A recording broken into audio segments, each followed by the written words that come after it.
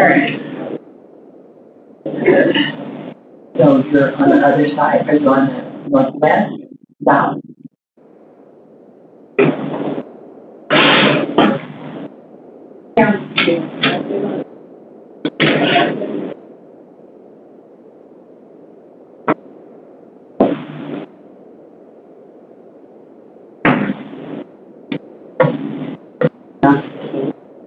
I don't have enough to share. Rika. Love that.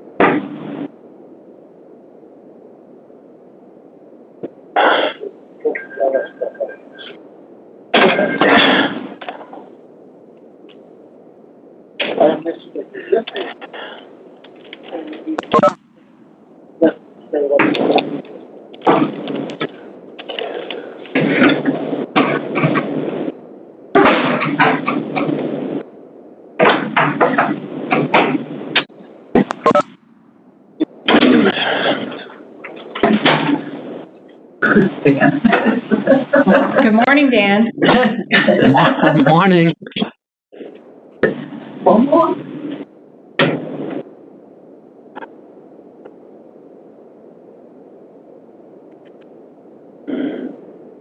Oops, wrong one. Let's get out of there.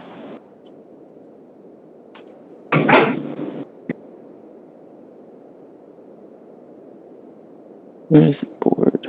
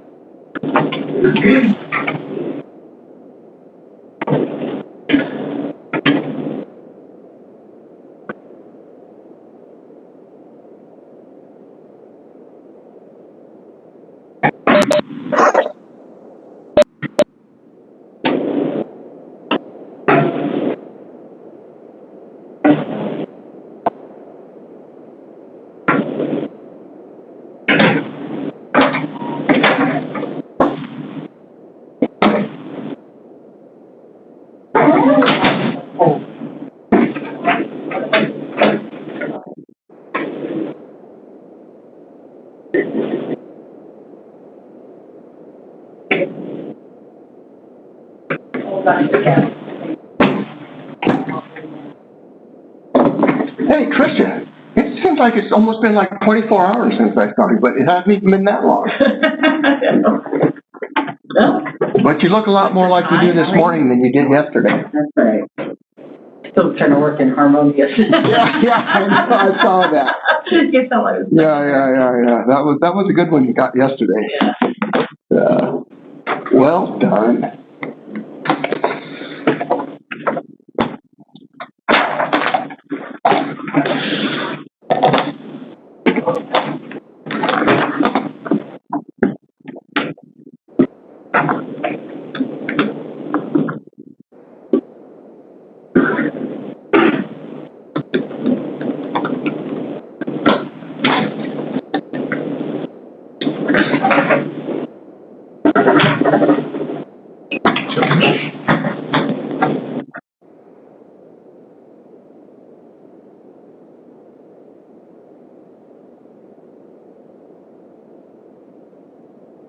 That's the one.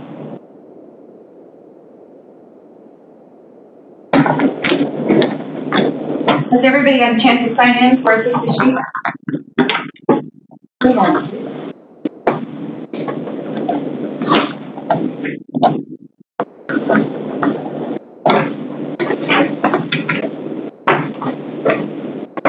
Good morning, Dan. Good morning, Commissioner Dale. You're looking good over there in your space. Well, thank you.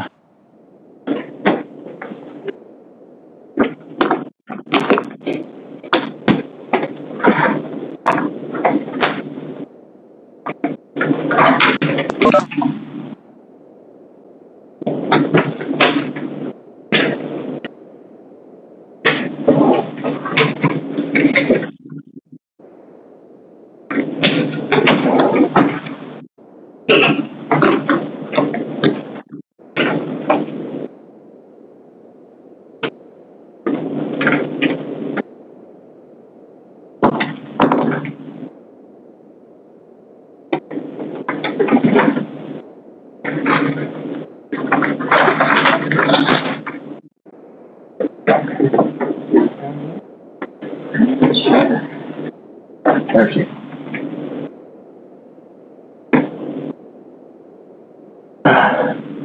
Just one.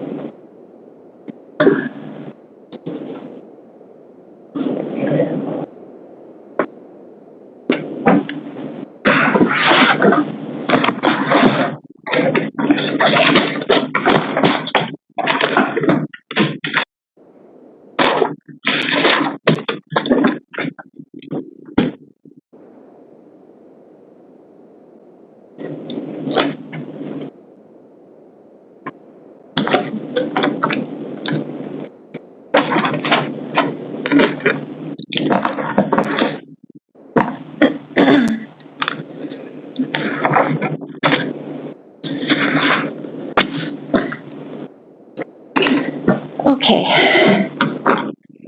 Good morning. It is Thursday, December 10th. All three commissioners are here in the commissioners' meeting room. Monica Reeves is doing the deputy clerk duties for us. Tricia Nielsen, who is the director of the DSD department for Canyon County, is here as well.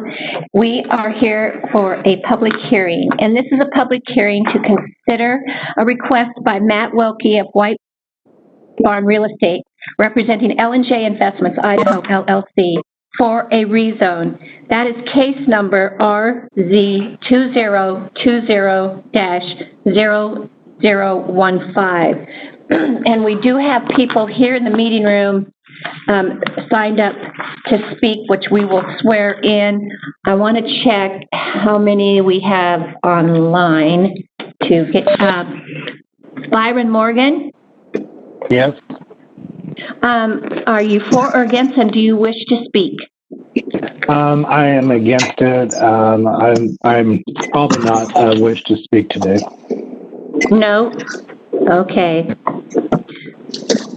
Jake and Marnie Fillmore. Are you for or against, and do you wish to speak? Against? Yes. Okay.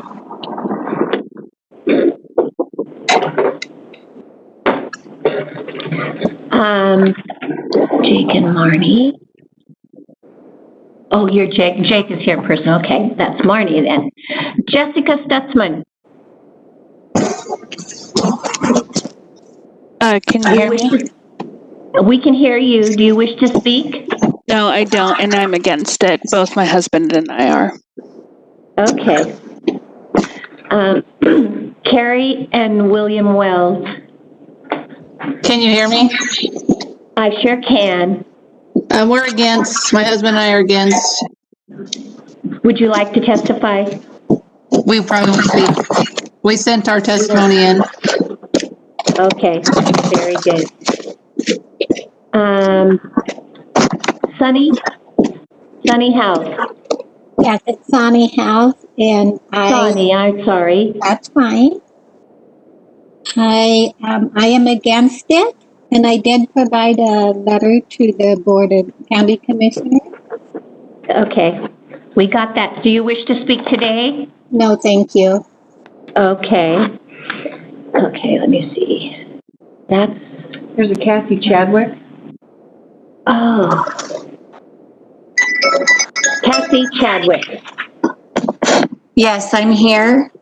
Okay, are you for or against, and do you wish to speak? I'm against, and I've provided to the Board of County Commissioners a letter for their review. Yes. Okay, and you don't wish to speak today? I will speak if it's not repetitive to what other people are stating.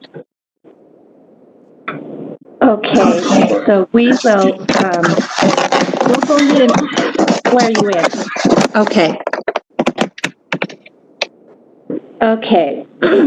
Monica, did I miss anyone? I think that's everybody. Okay.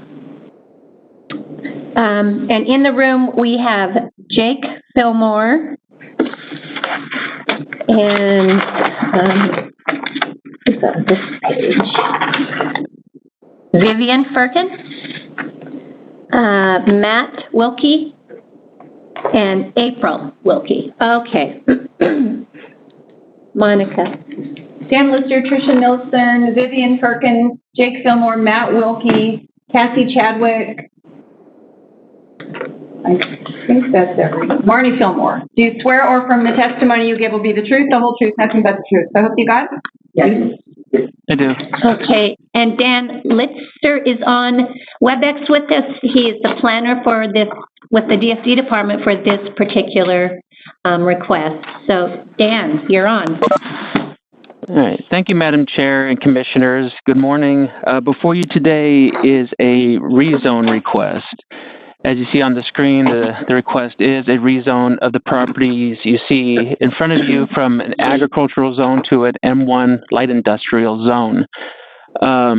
This request is being sought after by the owner, who's being represented by Matt Welke, because as you see at the screen to the bottom there, that's an existing site they have in Homedale Road, which is a landscaping business that has firewood sales and a contractor's yard and things like that, where they want to move it to an area that's more appropriate, which in this case, they find this near Simplot Boulevard where there's existing industrial. So they want to relocate their tree service business and also provide them other future opportunities for industrial types of uses. The property, before I go any further, the property has been divided through a land division, so it does currently have a building permit on each parcel. And yeah, let's go through it. So before you to the left is a current zoning map. As you see, it is currently zoned agricultural. It is pretty close to the existing industrial zones that have been approved in the area along Simplot Boulevard. To the right, what you see is in red is existing gravel pits within a 1 mile radius and a 2 mile radius. So up north above Simplot Boulevard, there has been a lot of gravel pit operations. So that just kind of gives you a picture of, one, the types of zones that have been approved along Simplot Boulevard, and also some of the industrial uses, mineral extraction uses that have been allowed north of Simplot Boulevard. To the left, as you see here, actually, let me just go back. So, as stated, I just summarize the staff report real quick. So, this location, we've had similar zones approved, and staff has provided a list of previous approvals. Most of those are from back before this current comprehensive plan. However, staff didn't have time to provide a map, but most of these that staff has provided as similar rezones that have been approved, these are mostly located against Simplot Boulevard and not against Lower Pleasant Ridge. And so a lot of these are not within the same location. but they do represent approvals that have occurred within the area. And this shows the future land use map. So to the left is the county's future land use map, which shows the area to be an industrial designation in the future. However, as you see too on that map, it's on the very edge between the transition of industrial to agricultural. And this is in line with the Greenleaf's in a future land use plan. I marked an X, as you see to the right there, where this is located. It's also just on the transition area between agricultural land and industrial use. As stated in the staff report, based on TAZ, traffic analysis zoning, which gives us a forecast of population, jobs, and households, it shows that this area is within an area that is forecasted to have more job opportunities, probably because of the industrial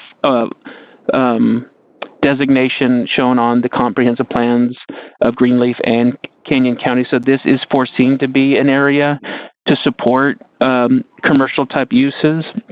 A letter was provided to you in your staff report, Exhibit 10, from Tina Wilson from Western Alliance for Economic Development in support of this request. Her letter finds this commensurate with other zones that have been approved, and also find this to be a benefit for economic development, adding jobs, additional jobs to the area. And I'll get more into that later. This shows the location and the future land use map. So it's, again, on the cusp of, or the transition area of agricultural and industrial, and shows how far, how long this industrial designation goes. Is basically following Simplot Boulevard. Zoning map shows all the zones that have been previously approved or are currently on our zoning map. One that you can barely see, I put Exhibit 11, that is the recent approval that JRP rezone that occurred or was reviewed by the board recently. As you can see, though, again, this is approval, but again, it's on the north side of Simplot, against Simplot Boulevard, and not along Lower Pleasant, or and where these locations also north of Simplot don't have a lot of houses or other type of uses. Where in the staff report, staff explains that this is an area that has 9 houses and agriculture uses that surround the property, as you can see to the right. Within the vicinity, we have, let's see here. Let's see, it says it's surrounded by 9 dwellings and agricultural uses. To the south, it's about 156 acres of agricultural land. And as you can see in the bits of that staff report under the soils maps and report, this area, as it goes north to Simplot, the soils get to turn into more moderate soils and not prime farmland. But to the south, near Lower Pleasant Ridge and south of that, you're starting to see best suited soils. And so a lot of these ag lands are supported by those soils and similar uses. And so you see that to the west, east, and south, those type of uses, agriculture uses. So comments. So we did receive comments from Pioneer Irrigation District. None of the comments we received from agencies were in opposition. So Pioneer Irrigation District identifies that the property borders west end drain, and then that drain needs to be protected, and any modifications based on any developments that are approved would have to get their approval. Idaho Transportation Department did not find the rezone to be, or did not oppose the rezone, but did state that future uses would be required to be reviewed by ITD and possibly provide a traffic impact study because it's close proximity to the highway, or Simplot Boulevard. Canyon Highway District also reviewed the rezone and found it to be fine, and they basically said that at the time of development they would review it and possibly require a traffic impact study based on the uses that go in. Southwest District Health didn't find issues with the rezone, however, did say future uses would require review for disposal waste outputs, and based on the use, it could limit certain uses or sizes of said uses based on septic requirements. Again, letter of support was received by Tina Wilson. It mentioned, JRP rezone north of St. Paul Boulevard was recently approved on November 2nd. The request is consistent with the future land use plan and Greenleaf's future land use plan.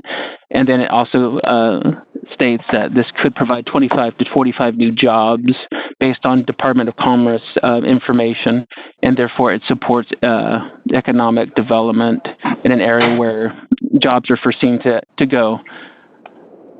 So, letters of opposition, we did receive, as you can see on this slide, and all the late exhibits staff did provide to the commission, about 42 letters of opposition and 58 signed petitions from neighbors requesting that this be denied. Just to summarize the concerns, because there were, this is a very brief summary. The letters that you received and read obviously go into much more detail, but staff is just going to summarize those concerns. One is noise pollution. The area does have an existing, the letters state it's right next to Gale in manufacturing. I'll just show that on the screen. I'll just use this one right here. It's right here in blue. So it's real close to that Lower Pleasant area. It's an existing use, as shown on the staff report. And a lot of the letters say that has noise, traffic, air pollution coming from that is a constant bother. And so they are concerned that allowing this use on Lower Pleasant would have the same type of impacts. And so they're concerned about noise pollution, impact to their family, animals, agriculture uses on existing properties nearby, safety issues due to the industrial use, trucks going in and out, noises, air, impact to property values of the existing dwellings that have agriculture uses and houses on them, air pollution, and increased traffic. So M1 zone allows for a lot of uses such as food processing plants, mineral extraction, batch plants, manufacturing, truck terminals. So there's a lot of uses M1 zone allows. Staff did provide a list of ones that a list of uses to the board, and ones that staff was concerned about being on the transition area of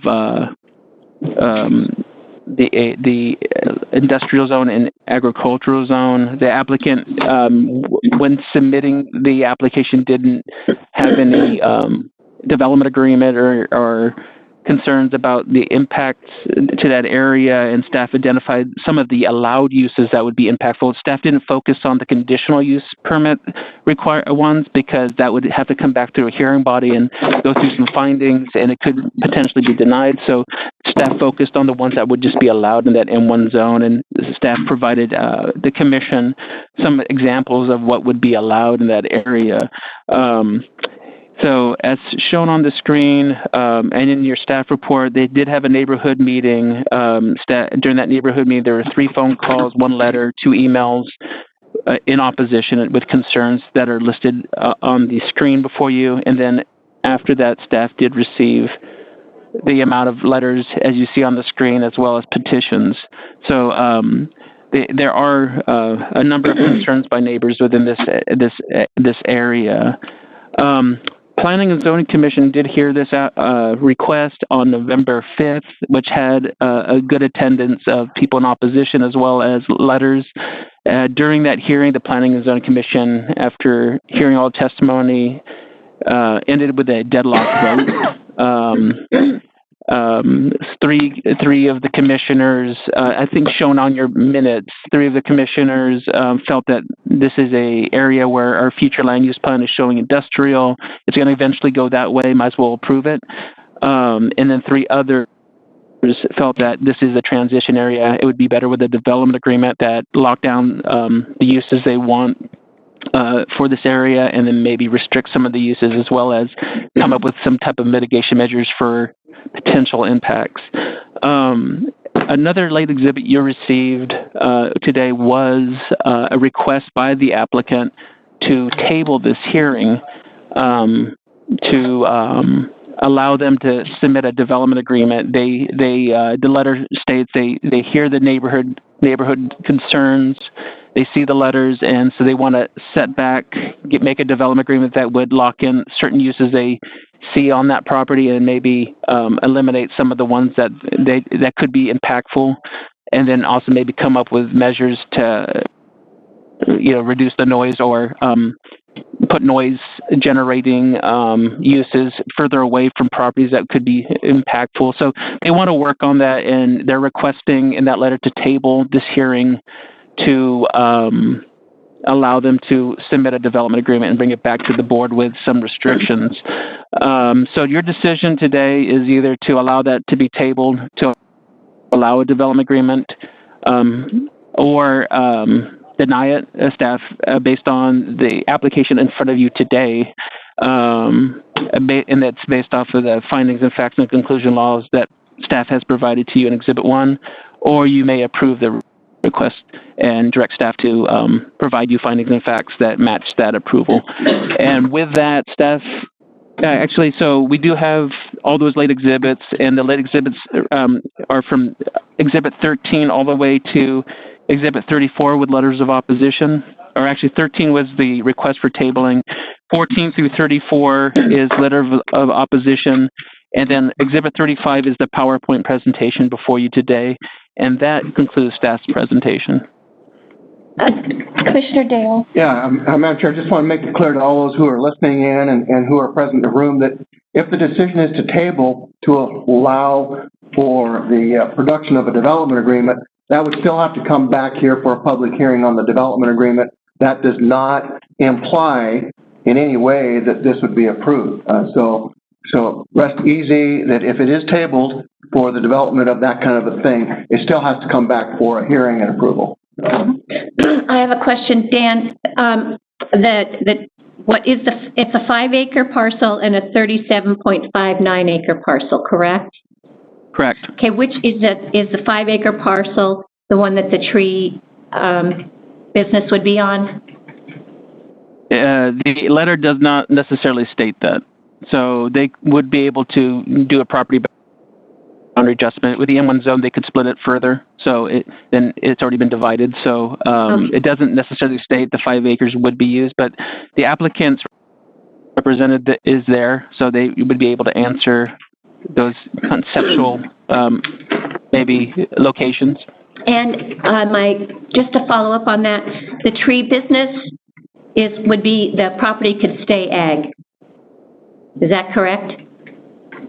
Well, the existing tree business, or the new location we're talking about? Then I guess the new location, will it stay ag? No, it would be M1. So the whole thing is being requested to be M1. There's no parcel. Okay, I got it down. Yeah. Thank you. The 5 acres and it would be M1.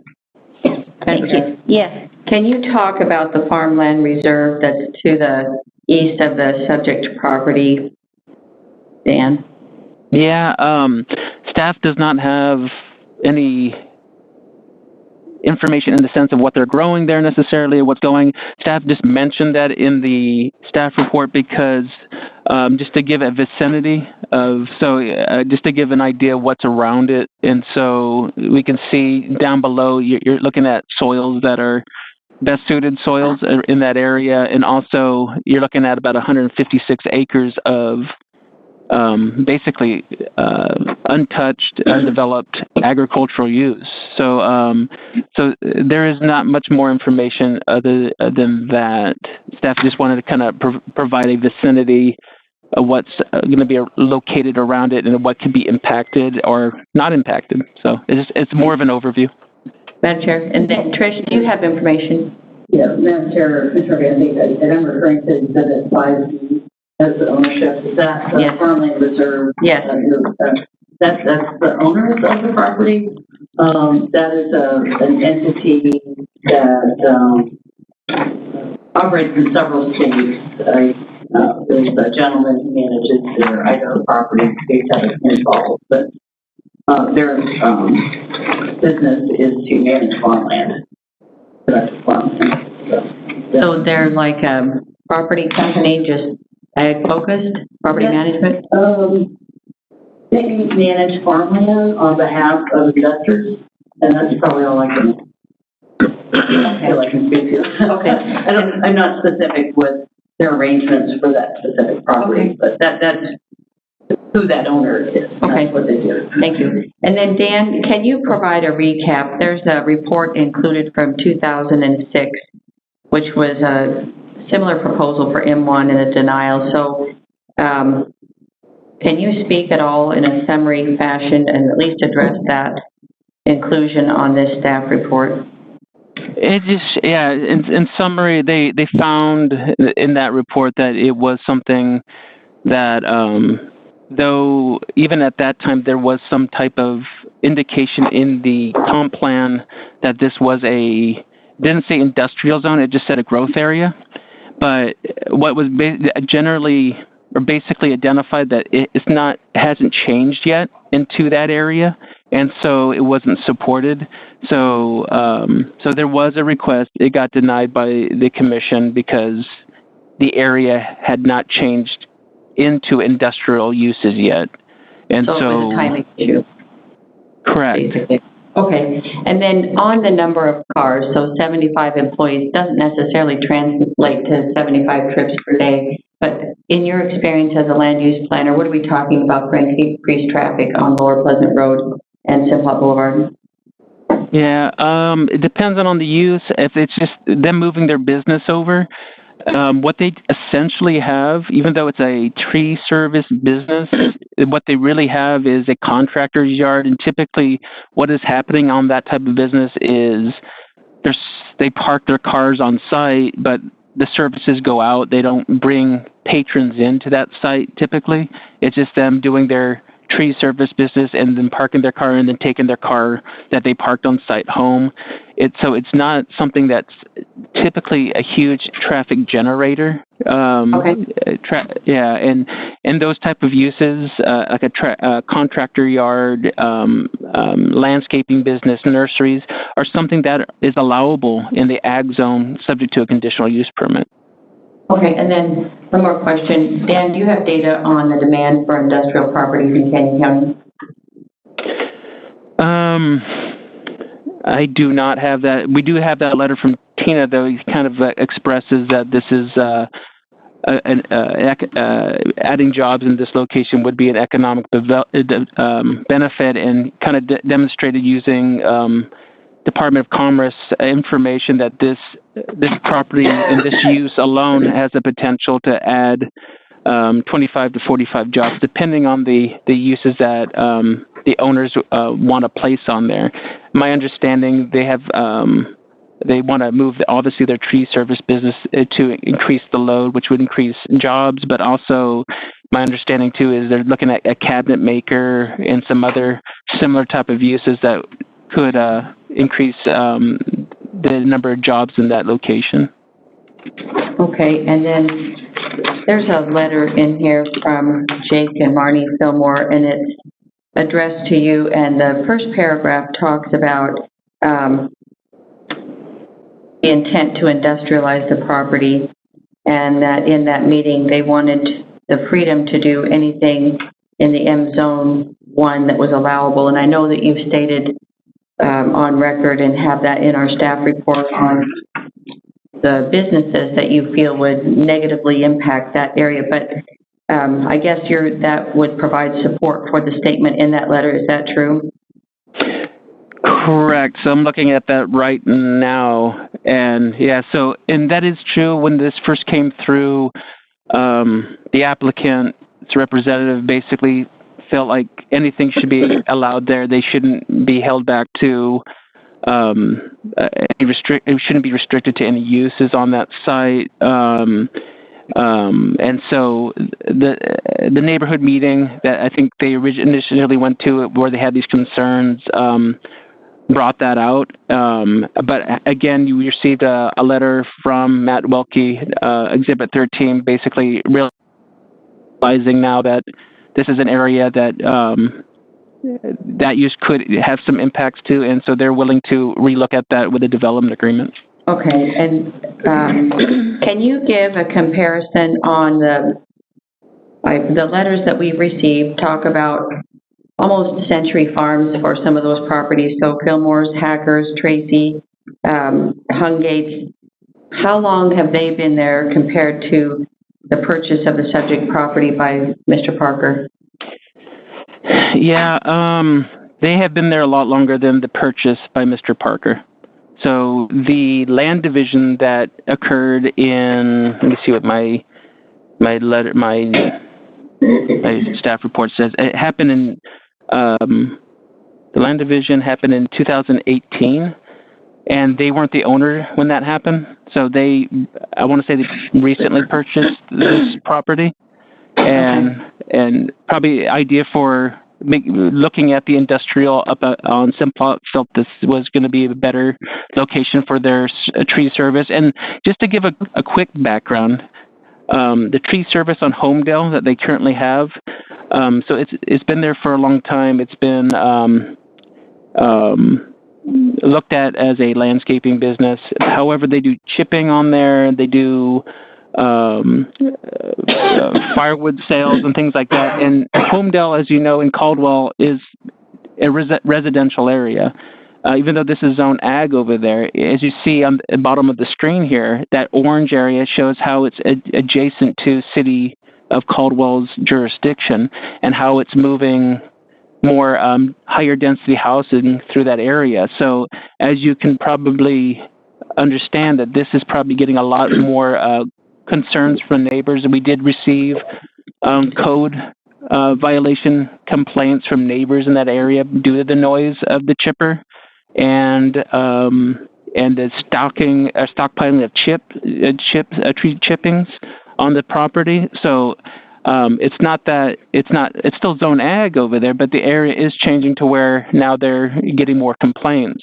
And so, and this is just my conversations back in the past when I talked to Justin about the uses coming in and how it's going to start changing that area, and he's going to probably get more complaints. So I know he was looking to do something different somewhere else the last time I talked to him, which was probably a year ago. So this is probably the resolution to that, trying to find a property that would be more closer to an industrial use, where that would be more it would be more commensurate, and also in a location where there's good connectivity, road connectivity. As you see, Lower Pleasant Road is real close to Sunplot Boulevard, so their business can get right on the road and get moving to wherever they need to go. So this location is better than their current location. However, again, the uses that they have there could be something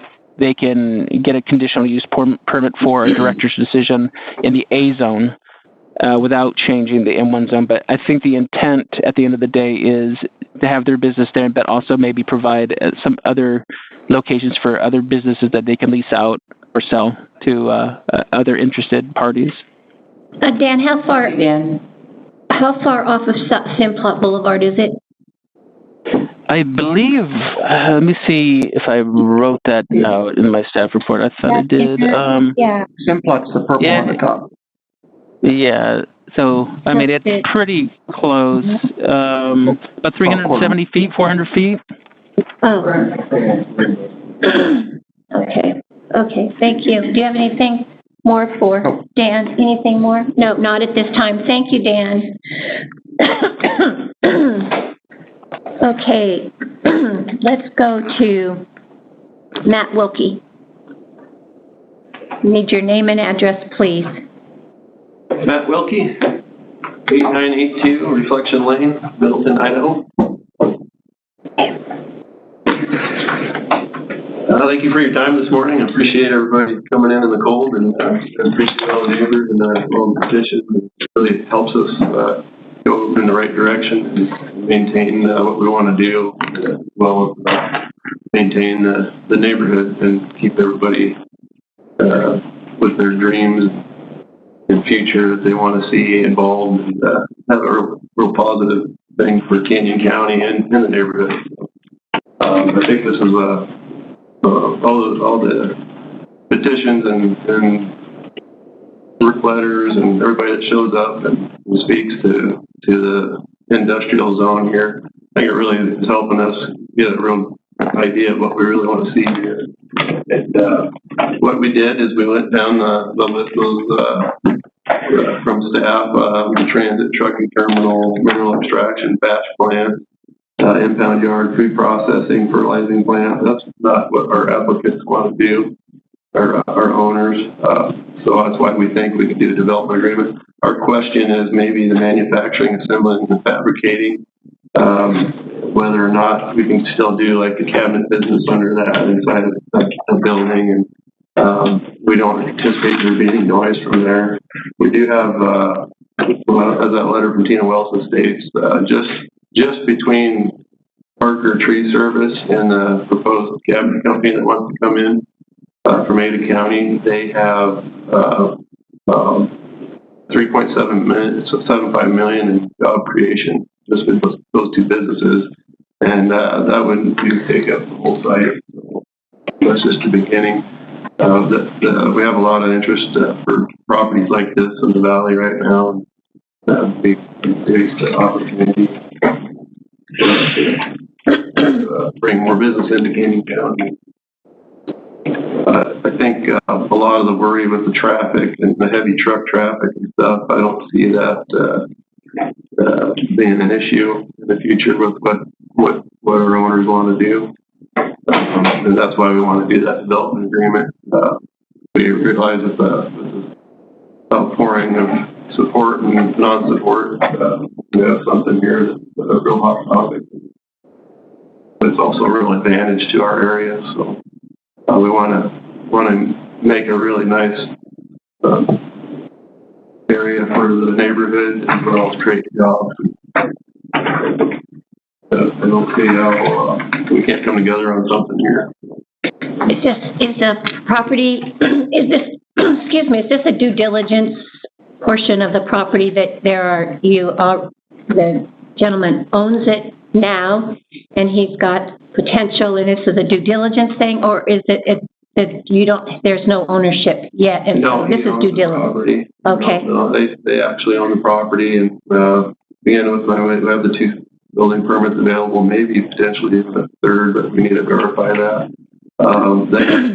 They may want to just go in flat and break it out more. I don't know. That's with that development agreement. I think sit down with staff and work things out, and with all the letters that have come in and late exhibits, I think we can look at all the letters and really make a strong determination what we want to see there on the site.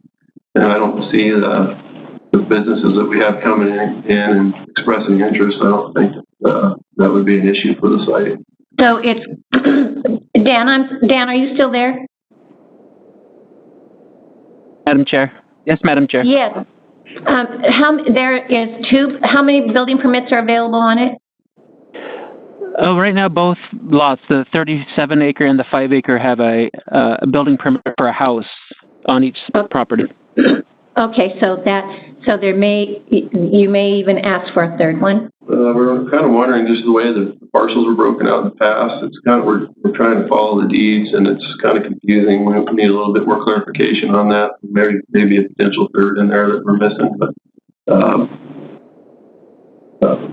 as far as we were going down, listening to everybody's questions this morning. In the transition area, I think with that development agreement, I think we have a great advantage with the DA to do that, and transition into the ag zone from industrial, not have, near the noise that the steel plant would have, and still create jobs and opportunity in our county.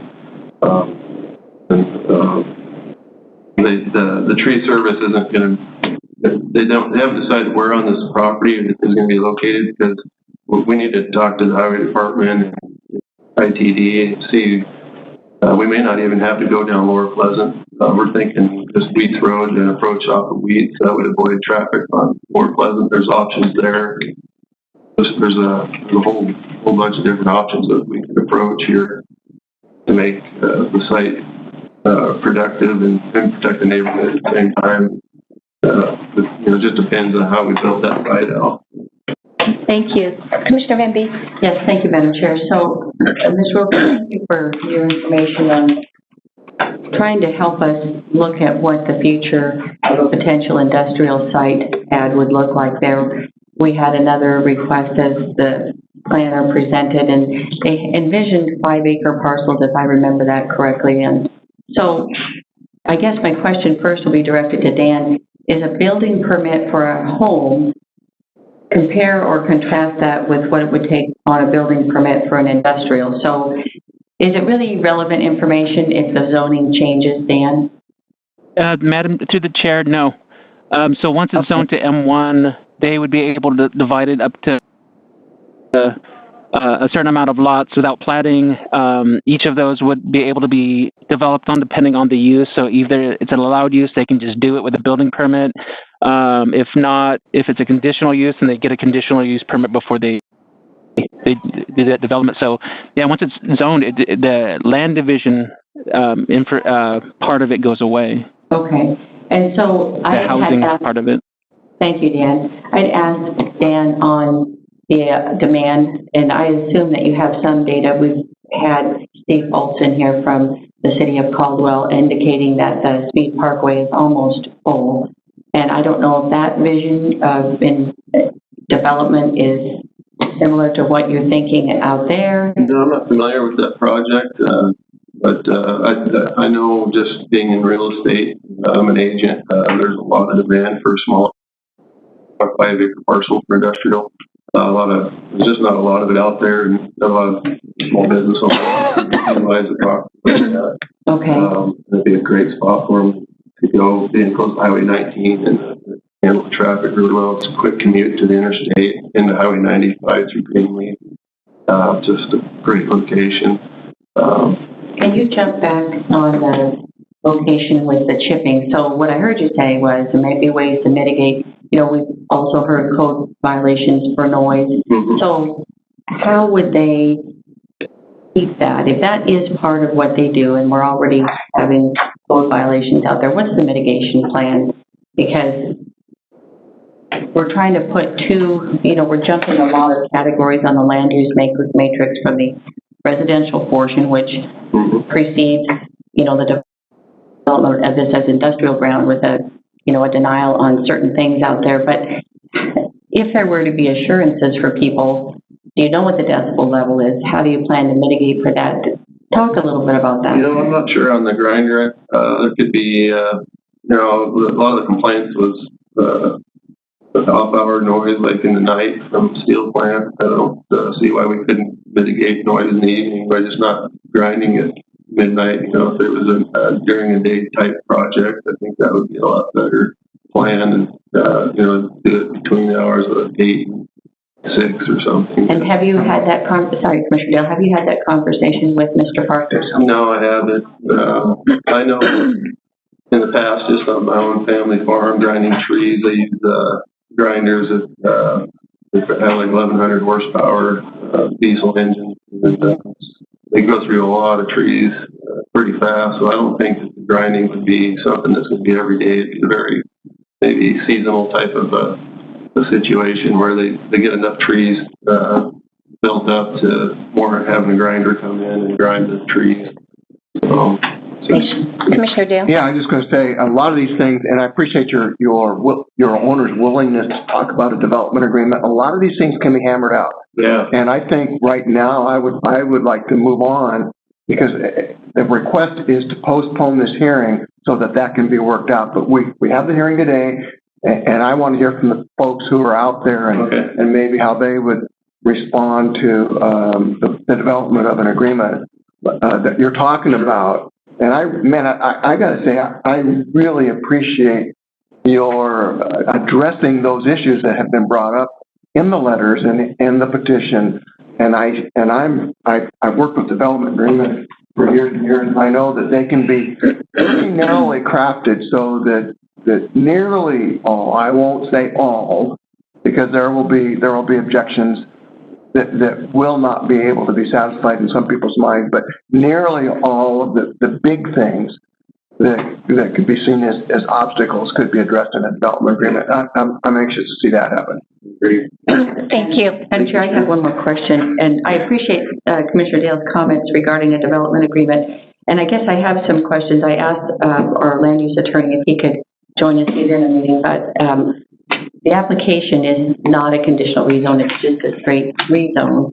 And so with that, I would want to make sure, out of fairness for all parties, it places the board in somewhat of an awkward position to have to condition that. I like to have some consistency, and we had a decision that was remanded from district court where we had to get our findings of facts, and they like to have the weight of the planning and zoning recommendation be a factor in considering those decisions. So that was a moot point. So hopefully Zach would be able to join us. But in the matrix land use, one of the things I didn't see listed on there was a truck terminal, or, you know, like a fueling station. So talk just for a minute about what that looks like for you. I don't see that being an issue for our owners. I don't believe they have any anticipation or desire to put a business in there, a truck fueling station.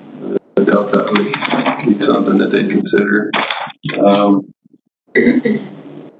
And, you know, in going through here, I know that we can cherry pick through here, but if we can get the diligent side and a fair voice for both sides so that we come to an agreement that is reached by the landowner and the applicant, I think that's really the best and long-term solution rather than having the board try to retrofit them. That's just my position. Thank you. Thank you, Tricia. For the benefit of folks in the process. So, Mr. Wilkie's offered we would work with him based on the testimony and the direction of the board to prepare a development agreement. We'll renotice the hearing so that the everybody will have that draft just as if it were provided at the onset. So really all we need is just get some direction based on the letters, the testimony of things that you might want to see in that. And the applicant will obviously choose to do what they want to do. The development agreement has to be mutually agreeable to both. So we'll work on that on the use table. And I just want to remind Mr. Wilkie brought up hours of operation. There are other conditions to help mitigate impacts that we would be listening for or we may suggest in drafting that agreement. But you don't need to give us too many details. I think we have plenty on the record. Okay. With the letters and Mr. Wilkie's testimony and what's upcoming next is right. Okay, so we'll move. Well, thank you very much. One quick question. At the beginning, Dan was talking about that there weren't any properties that had been rezoned to Lower Pleasant, but I believe on Exhibit 11 it was showing that there has been some properties rezoned to M1 along Lower Pleasant. I don't know if I heard that wrong. There's one directly to the west of that goes clear up, goes all the way from some plot to Lower. Yeah, correct. Within half a mile or so. Okay. Okay. Thank you. Well, you're welcome. Thank you. Exhibit 5C. Yeah. 5C. Okay. So next we'll move to Vivian. Vivian Firkin, we need your name and address on the record, please. Good morning, Commissioners. Good morning. I am Vivian Firkin. I live at 19335 Lower Pleasant Ridge Road. I'm about 8/10 of a mile from this property. We attended the Planning and Zoning meeting on November the 5th where Mr. Wilkie, the buyers, an investment LLC representative, outlined the proposal for this property. This property, for him, would be used for a tree service business on the 5 acres. We have discussed now the development, which I was not aware of when I wrote this out, so bear with me. He did not mention how many employees the tree service employs or what trucks will be used for this business. The balance of the property is being proposed for light industrial complex. If this M1 zoning is approved, a cabinet company has expressed interest in occupying a portion of the complex. He told us that this business would have up to 75 employees. Those are 75 employees with 75 cars, possibly 75 cars on Leeds Road from Simplot or from any number of streets to the south. As you know, Wheat is a 2-lane country road that flows to Usick Road. What is to keep these employees traffic in? I don't care what you say, I'm sorry. What is to keep the employee traffic or any semi-trucks that could be used in light industrial businesses from using Wheat as a thoroughfare? Anyone who lives in this area and uses these roads has seen the difficulty trucks have navigating turns on these small roads. As those of us who live off of Lower Pleasant, Wheat, Pinto, Pride, and any number of additional streets, these are not made for this kind of traffic.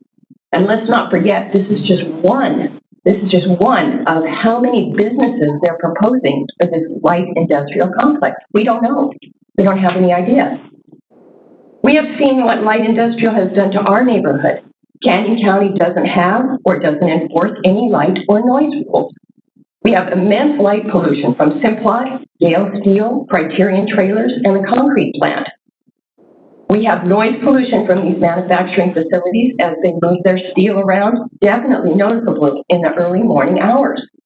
There are residents directly to the east and north with additional residents traveling west on Lower Pleasant. How much noise will this light industrial complex produce and at what hours? What kind of lighting will be shining into the houses directly to the east? Light travels, so this affects the entire neighborhood, not just that one little spot. Mr. Wilkie states that this parcel is a good fit for the neighborhood as the property, Gale Manufacturing, and the parcel directly north are M1. We don't understand how he thinks this. He's not going to be living there. We are going to be living there. In 2014, our neighborhood had to fight an inappropriate light industry business that had purchased rezoned M1 property. It was a group of investors that tried to construct an ethanol plant under the auspices of a food processing plant. How do we know what kind of businesses would interject themselves into our agricultural community? What kind of rules and stipulations can be put on this property to safeguard our neighborhood? Mr. Wilkie feels there's no need, and I apologize, for a development plan for this property, but M1 zoning has many, many possibilities. Are we supposed to just believe that this owner will never allow something inappropriate on this parcel? Mr. Wilkie feels that this property being rezoned M1 would increase the property value of our neighborhood. This is just not correct. It may increase a parcel zone for industry, but it actually brings down the value of our residents. Would you purchase a home where light shines right in your home, or clanking and banging noises, or chipping of wood goes on 24/7? I doubt it. And here comes the reality. Mr. Wilkie and the owners will not be living in this area, so they can believe whatever they like.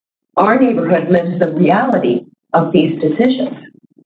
You have heard from many in our neighborhood, not just those within 600 feet of this parcel. The reason for this is we are a community. We have children who play in the yards and animals that we walk and ride along these roads. Occasionally, we have wandering goats, cows, horses that make their way down our roads. We are a rural agricultural community that works these fields from the farmers to all the farm hands. Farming is also an industry. We need you to... I'm on my last. Okay. Farming is also an industry, and Canyon County needs to protect the agriculture culture of this area. Therefore, we ask for a no vote on this rezoning. Thank you so much. Any questions for? I do have one question. On Wheats Road as it travels south, and I was out there, but the topography on that, can you talk about that? It seems to wander to the east, and then so are there hills there? You can take side roads, but there are hills as it travels south. You go up a hill and you go down and you come to Ustick, and then it goes on to Blanky. Okay. All right. Thank you. You're very welcome. What now? I read in the packet too, I'll ask you, I read in the packet that this has very close proximity to 95, Highway 95. So if you go the other direction I'm not sure how that. Okay, so Simplot goes directly to 95, as does Lower Pleasant. Lower Pleasant also goes to 95. Okay. It's probably, it's probably 7 miles from north to 95. I mean, it's not, 95 is not right there. Okay. We are further from 95. But thank you. It is a thoroughfare. It can be a thoroughfare. Okay, thank you. You're welcome. Anything else, sir? Thank you very much. How long have you lived there, Madam Chair? 15 years. Okay, Thank you. we're not 16. Okay, thank you. Jake Fillmore.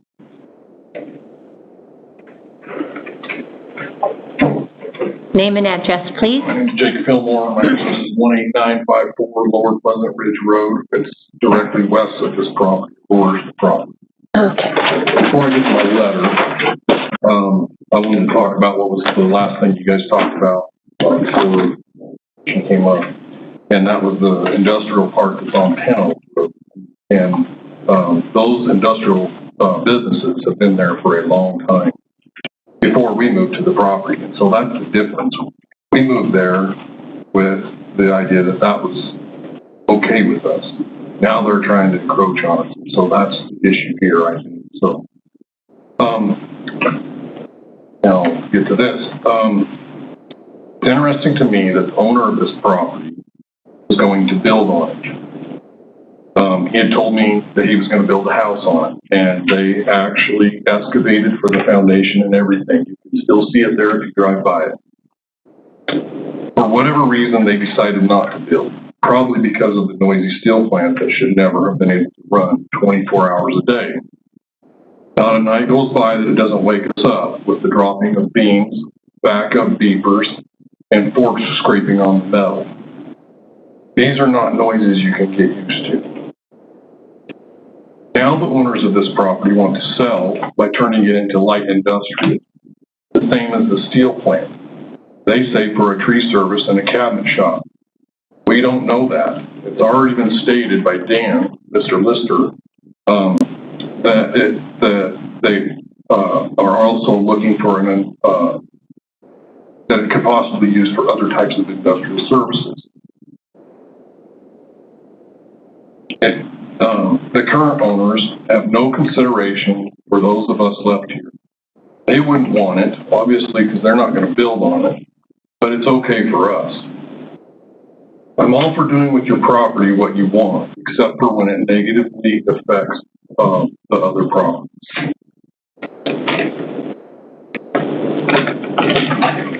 A few years back, I wanted to get a variance to put up a shop closer to the front of our property line. It was recommended by your planner of development services.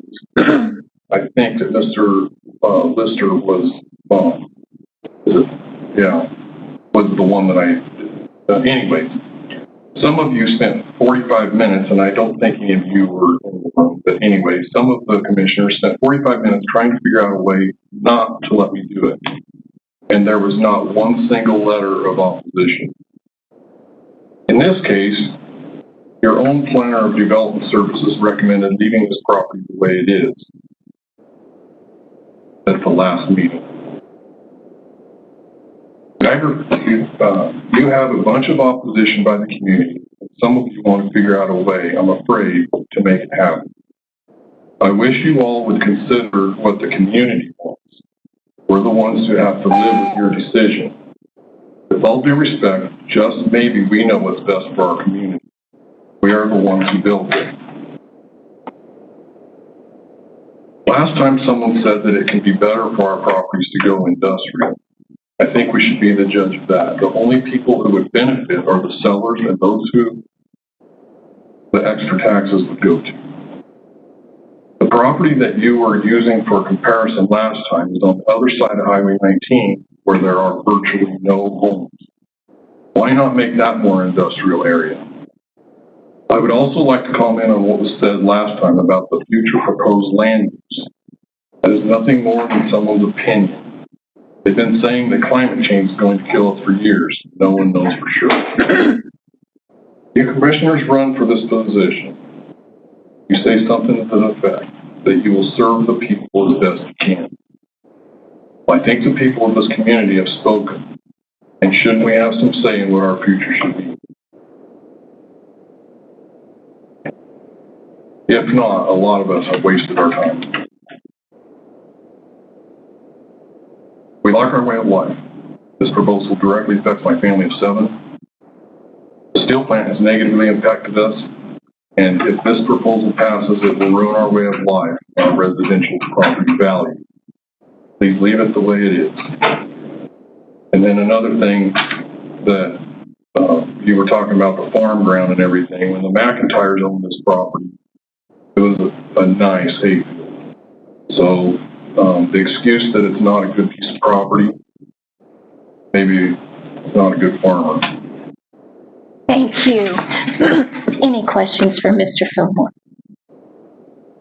Thank you very much. I guess I just want to, it's a subjective question, but Mr. Fillmore, the commissioners are always asked, why don't you do more to preserve ag farm ground? And the counter question to that is, how do you tell someone what they can and can't do? So I guess share with us your perspective on what that looks like for, at some point you and your wife may not want to live there, or...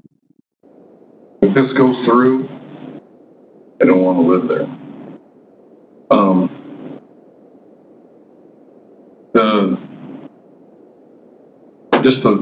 The cabinet place and everything, it doesn't fit the property. I know there's industrial properties around, but there's no home on the other side of Highway 19. There's a home there, but it's been vacant for years. And it just seems more reasonable to go that route. But anyway, I don't know if that answers your question. Well, it's a difficult spot. I think it does and it doesn't indirectly, because I'm sorry. The cabinet shop, you keep going back to the fact that it's going to make so much money and everything. It doesn't make me any money. It doesn't make any of the neighbors any money. It only makes money for taxes and whatever taxes go to. And the people that would actually have the jobs, I guess. But I don't think that's what anybody looks at. They look at money that it's going to make for them. And it seems like these decisions are made solely on how much money. Money drives everything, it seems like. That's my perspective. Let me ask another question. On the Smead Parkway, are you familiar with that? A little bit. I was just through there this week. Okay. And so when you look at capital distributing, Fresco Foods, everything that's in there, and then you also look at, they've got places for dialysis, they have Crunch Fitness, they've got the Vein Institute, they have, a number, and a school, a charter school tucked back in there. So is it a matter of what goes in there that makes the difference? Because that mixed-use development, what does that look like to you? Well, so before that was developed, I actually had my uncle and aunt and my cousins all lived real close there on KCID Road. So it's a little bit to the east. But we used to ride our bikes up and down there. There was nothing there. And practically no homes. And the homes that were there, I think, were so run down that they were probably rentals. I can't say that for sure, so I shouldn't have said that. But anyway, it seems like an appropriate place for that kind of stuff. If you drive down Beach Road, both sides are agricultural, and Lower Pleasant is the same way. I know on Pinto you have some industrial. Now, you did ask about the property to the east of Weeks. I can probably help you out on that. That is mostly pasture property, and it's got a high water table, and you're not going to be able to build on it very easily. So I'm in the construction trade, and I know even on my property, we have a little pond, and the water table is only a foot below the ground. The water table is And so Let me finish one last question. So does Pinto Road continue south across Highway 19? So it butts into Lower Pleasant, but then it jogs over about, I would say 300 feet, maybe it's more, and then it goes into Pride, and that goes clear to Highway 55. Okay. Thank you. Commissioner. No, I don't have any questions. Okay. Thank you. You are, Cassie, did you have any? No, not Cassie. It's Marie, what is it? Maria? Marie Fillmore, is that your? Marnie, I'm sorry. I can't read my own writing, Marnie. Did you want to speak as well?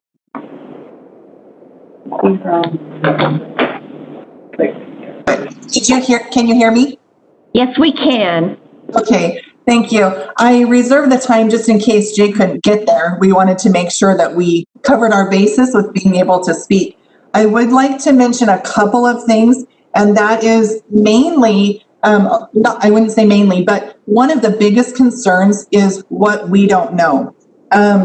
We keep hearing, I don't think it would be an issue for the site. I don't think our clients are interested in this. I don't think. We need to know what's going to be done with that property before we say yes on anything. And that's a huge concern for us. We have 75 people coming in on average for what is being spoken about at this point. Let's just say that goes on the 5 acres. We have another 30 plus acres. If that's divided in only 5-acre parcels, and we have 75 people per business, you're looking at 450 additional people on that one piece of property. And that's looking at it conservatively from numbers that we've been given here. I think that we really need to look at this as far as how it's going to impact this area. We are close to Highway 19. The accessibility to Highway 19 is not the greatest. You look at the topography of the area, the hill slope of Wheats going towards Simplot Boulevard, and it's not a good spot to pull out. This area, these roads in particular, were not intended for this. And a lot of other things have been mentioned, so I'm not going to go into all of that because you guys have heard it. But just please keep in mind, if this goes through, it opens up Pandora's box. And we ask that you vote no. Thank you very much, Marty. And again, I apologize for trying to rename you. I get it all the time. Cassie Chadwick, are you still on? Yes, I am. Okay, and you do wish to speak?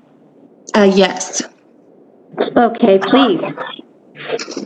Okay, I wanted to address in the last meeting that Mr. Rilke stated that the property value would increase for the residents with the industrial zoning taken place. I did speak with Jim Thompson, the broker of Team Realty, on November 30th, and he did inform me and pull up some information for me to show me that it would increase our property value, but only if we rezoned as M1.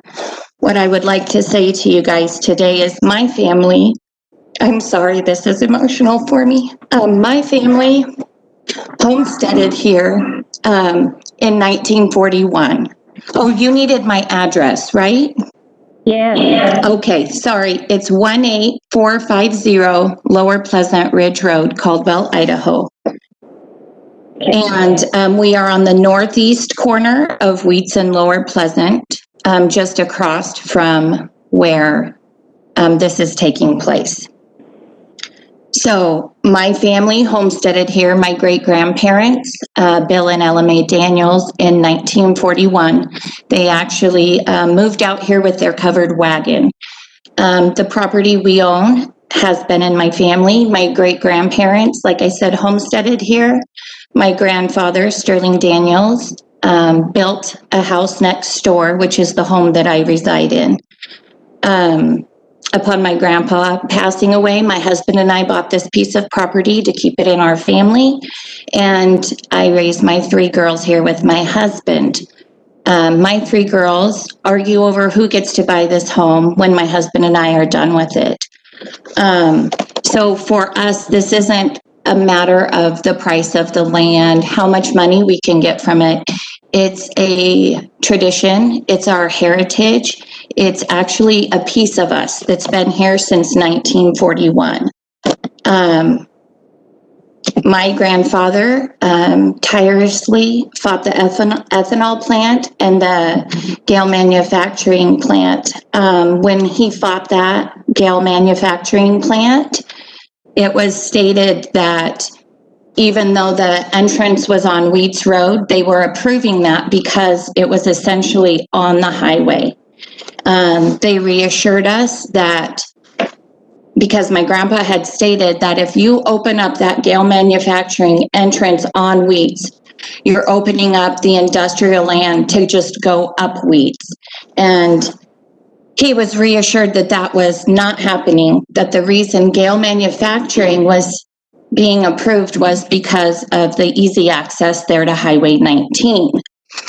Here we are, January 2017, Gale Manufacturing opened, and here we are in 2020, seeing exactly what my grandfather said would happen, which is moving up Wheats Road and turning it into industrial.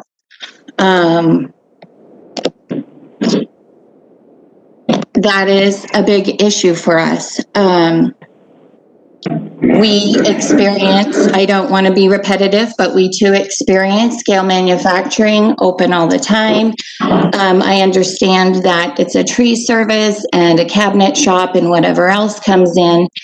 But when Mr. Wilkie stated it wouldn't be ongoing all evening long, what he needs to realize is we have families here.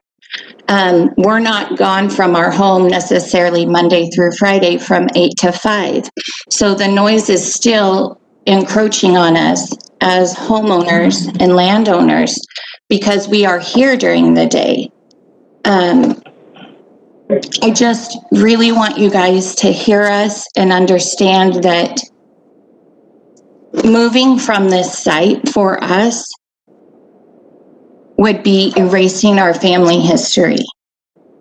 And having something go in over there that is industrial is going to possibly change the scope of our livelihoods. And in my letter, you will hear many, many, many different arguments as to why we feel the way we do. But I just ask that you read that letter and understand that we're not trying to be difficult. We're just trying to protect the land that we've loved for so long. Thank you. Thank you, Kathy, very much. Okay. I don't have, did I miss anybody on WebEx? Because I have nobody else signed up. There's a new person who's joined, Michelle Van Lith, and then Dan let me know that Jessica Stutzman wants to testify. Madam Chair, I have a question related to Mrs. Chadwick's testimony. I want to ask. She states in there, maybe this is the question for you, Trish, and I've heard it repeated a couple of times, that there were assurances that this would not be converted or rezoned to an industrial area. Does the county have any of that on record? What do you have, Trish? I guess I would, Madam Chair, Commissioner Van Beek. It's Exhibit 20. The comp plan map. Oh, okay.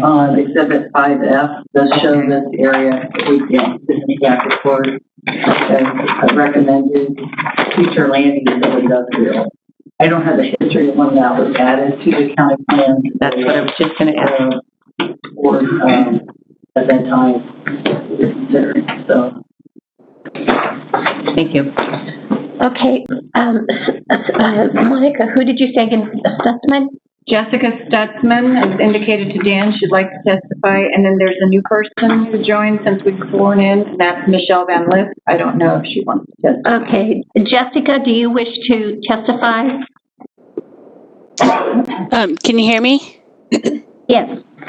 Well, I didn't indicate to Dan that I wanted to testify, but I could because I do have some things to say. Well, just 1 second. And in Dan's defense, he says Monica Jessica Stutzman may wish to testify. Okay.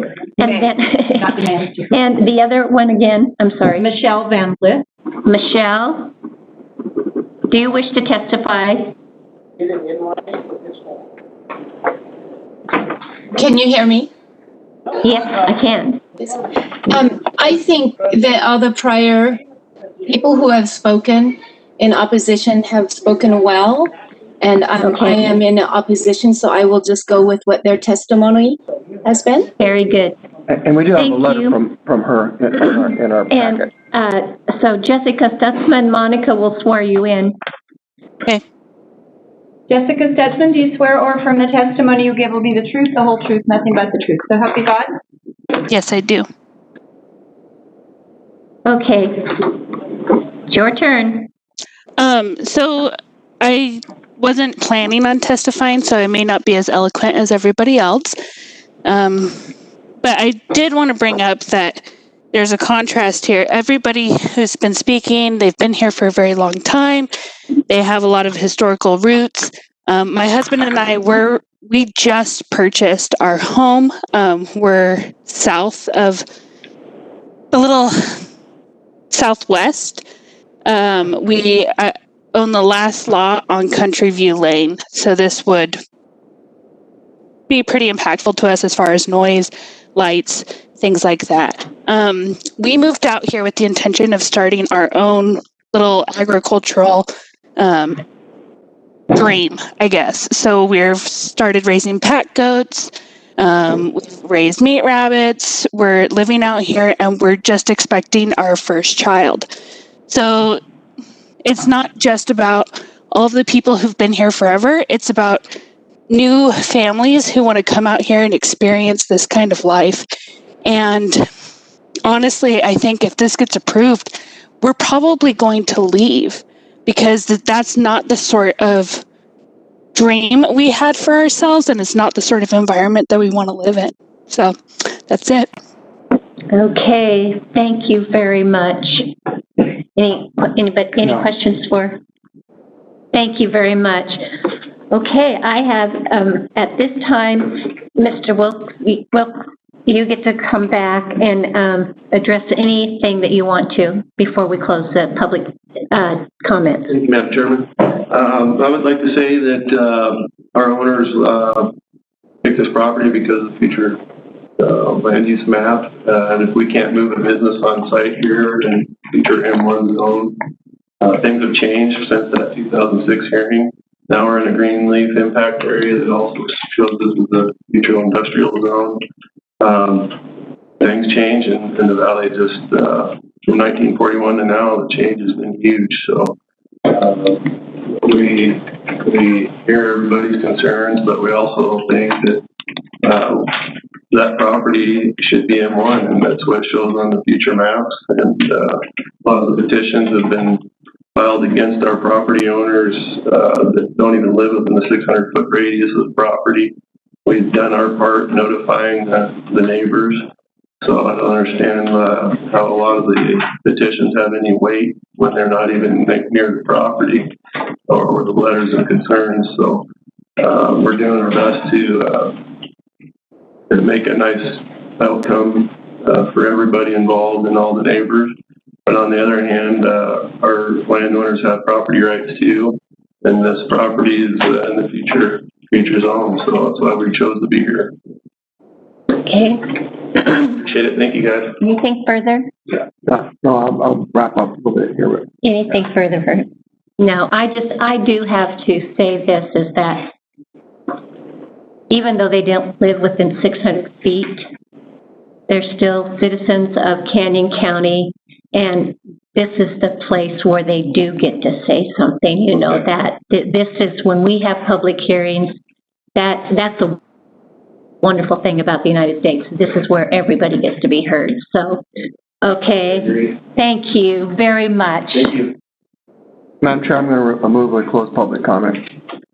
I have a question. If we're going to continue, do we want to close?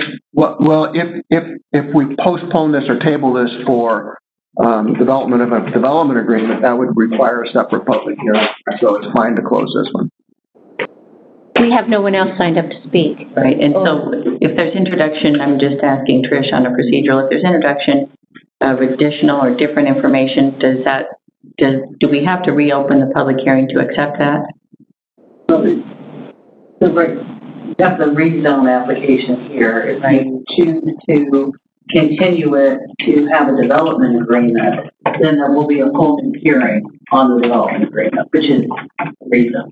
So, there would be a need to reopen the hearing, this particular hearing, because there will be a whole new hearing on a development agreement, and that decision is part and parcel of a rezone decision as well. Thank you for the clarification. It sounds like an additional application, which it is, but the decision is a conditional rezone then. So what you're saying is we do not have to vote on the rezone today. We can table this. Yeah, you can't vote. Well, you could vote to. Yeah, I think Dan laid out your options. You could approve it without a development agreement. You could deny it, or if you want to. The applicants voluntarily offer to submit an application for a development agreement. That's the other choice, is to let that process go forward, and that will come back to the board. Madam Chair, one more. Yeah. It's one of the options in there. This, in essence, is a request for a conditional rezone. And I understand that you're trying to do not that. Yet, yeah, not yet. But that is potentially an option in that too. And what would happen then, I'm just talking this out for the benefit of people listening, but if there was a conditional rezone application, then people would have another opportunity to come and listen and hear the argument and what would and wouldn't be included, because the concern that I hear from people in opposition is the fear of the unknown. And so if there were the opportunity, I know it can't totally be nailed down, but Mr. Wilkie, I think, is a careful person in that regard. And we do have a motion on the floor. We do have I understand, and I'm getting that, but I'm trying to ferret out a question. But in that event, then it would be an application that would be, I feel, a better fit. So I wanted to ask if that was an option also on just a conditional rezone instead of. It is a development. That's talking about the same thing. Yeah. So you want it not to say rezone. You want it to be the next meeting, if we have a development agreement, you want it to say conditional rezone. Well, and it is a conditional rezone, and if it were done that way, so that, here's my next question.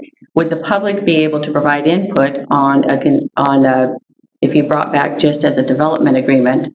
Are they? Yeah, that is the same thing. It will be a whole new hearing just like this. We will notice it just as this hearing was. And it will be the opportunity to provide testimony. I mean, we'll notify the agency. It's a new process. Okay. And what's the difference then? Is it just semantics? And if we say it's a conditional rezone at that point. Okay. Versus a straight rezone. Right. And the ability to add conditions is through the development agreement document.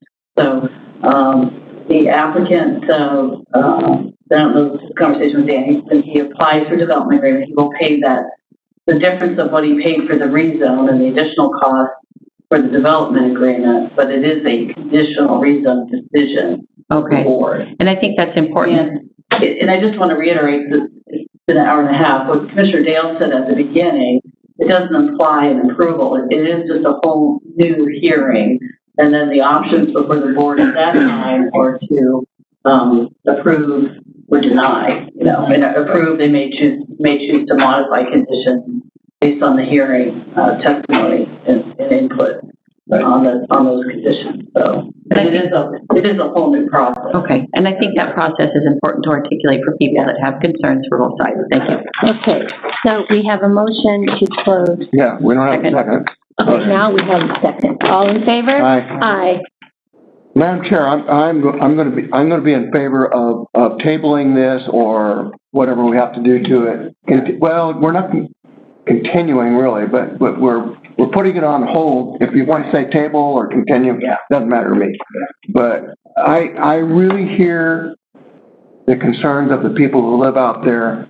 I really hear the desires and the dreams of the people who bought this property in good faith, seeing that it was designated in the future comprehensive land use map as M1.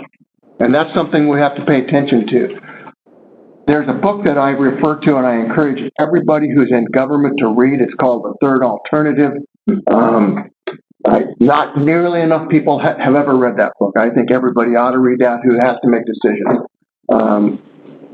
Basically, people come to a decision like this from a two alternative thinking standpoint. One is, don't let anything happen here. The other is, let us do anything we want to do. And your option of doing anything you want to do is obviously best because it's yours. And the option on the other side, say, don't let anything ever change here, is the best because that's what they want. Compromise happens when people give up something of either side. It's sort of a lose-lose situation.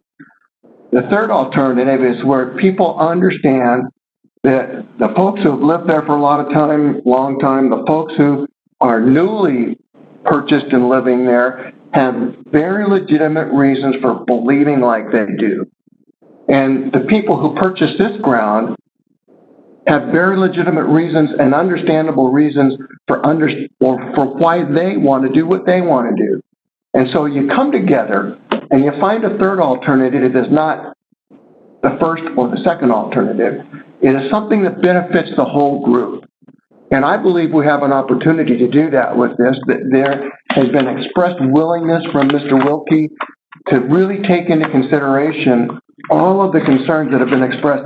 And I do hear the main things I've heard several times is that we just don't know what's going to happen here. We're opposed to this because we don't know what's going to happen. We need to know what's going to happen here. There's concerns about noise and light pollution and those kinds of things. How do we know what's going to happen here? Well, sir, there's no opportunity for conversation. Yeah. And let me finish though, because I get on a track and I'm easily derailed. All right. In fact, I'm derailed right now. So there is opportunity within a development agreement in a conditional type of a rezone to really nail down and narrow down the types of uses that are allowed in there, and secondarily, to put pretty restrictive conditions on the type of lighting that can happen, the hours of operation, the noise mitigation things that would be required, not requested, but required. Those can all be nailed down in the development of this conditional rezone moving forward. And so I'm really hopeful that this can happen in a really good level. I've heard people say, well, if this changes, we're moving. Well, it could change to where it's not really going to impact where you are already. I understand Gale Manufacturing is noisy. I wasn't a part of that decision, and I'm not going to say whether it's right or wrong, but Gale Manufacturing is not going away. It's going to be there. But this is something new and something different, and I believe there are opportunities to work this out to where it does benefit people in the area and does not negatively impact those folks who already live there. Sir, what was your question? Just real simple. What keeps it from changing in the future? Okay, a development agreement stays with the land.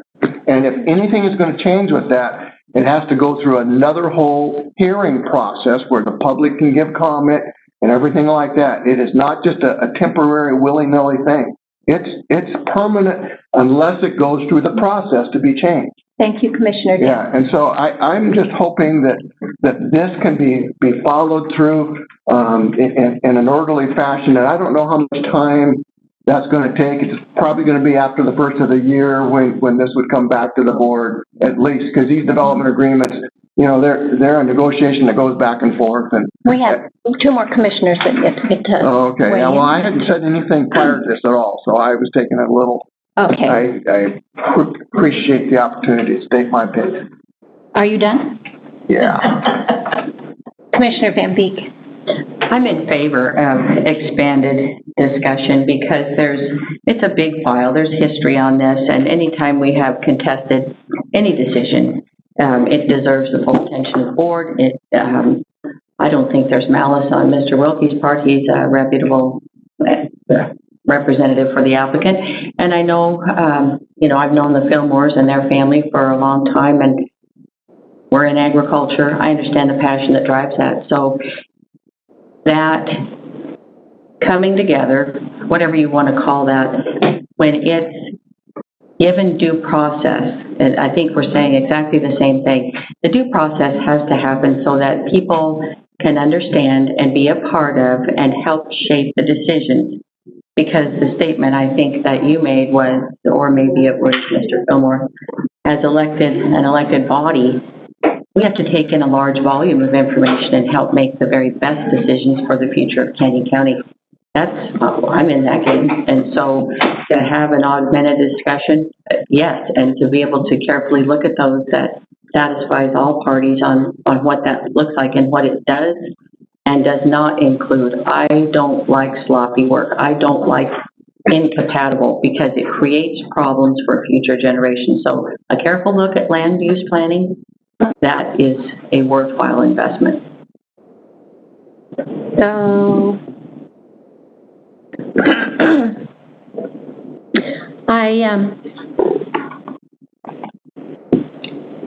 somebody said that, it's the unknown, which I agree, because I'm sitting here right now and that's exactly how I feel. It's unknown. We've heard that the applicant might or might not move his tree business. That's unknown. I ask, 2 lots? Well, there might be 3 lots. That's another unknown on that. I mean, sitting here to listen and read the information and listen to the testimony, then that's how you come, that's the information you get, and that's how you come to a decision.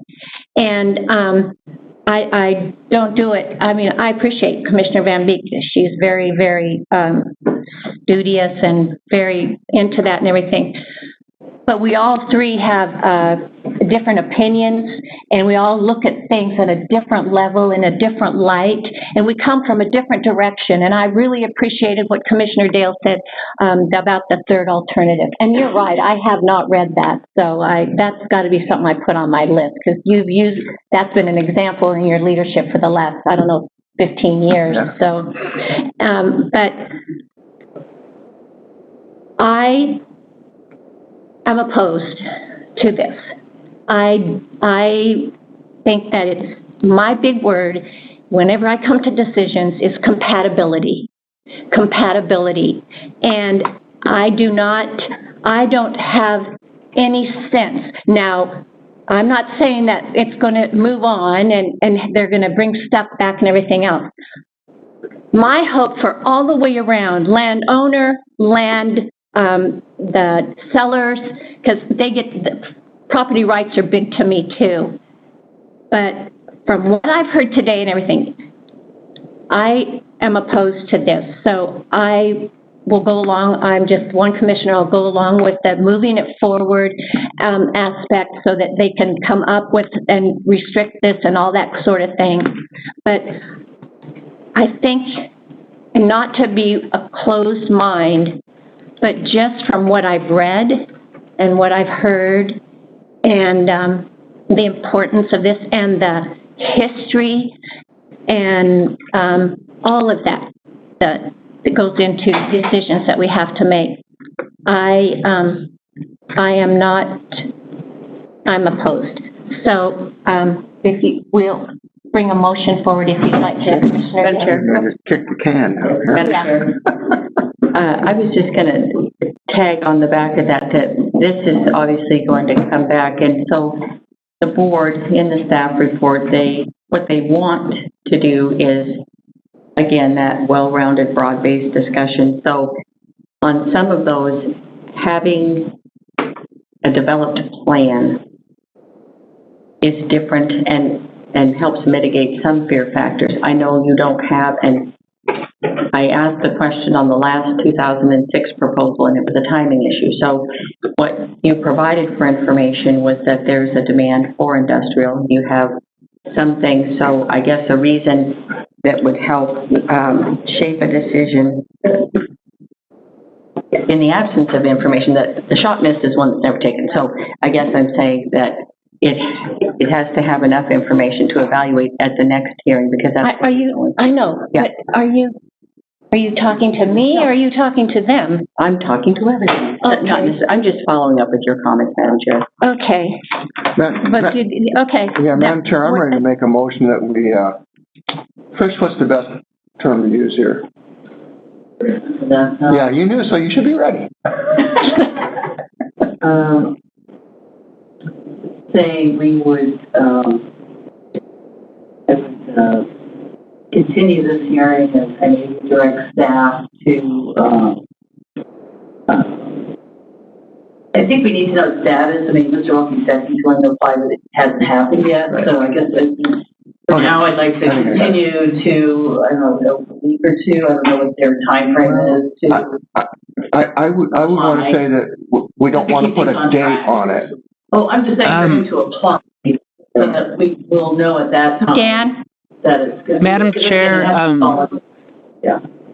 I did talk to Matt Wilkie a day ago about this whole discussion about, development agreement, and we were thinking more like mid to late February, set something, which gives them enough time to submit, to notify, and provide a staff report and all that stuff. So we're thinking about mid to late February if Monica wants to find a date around that time.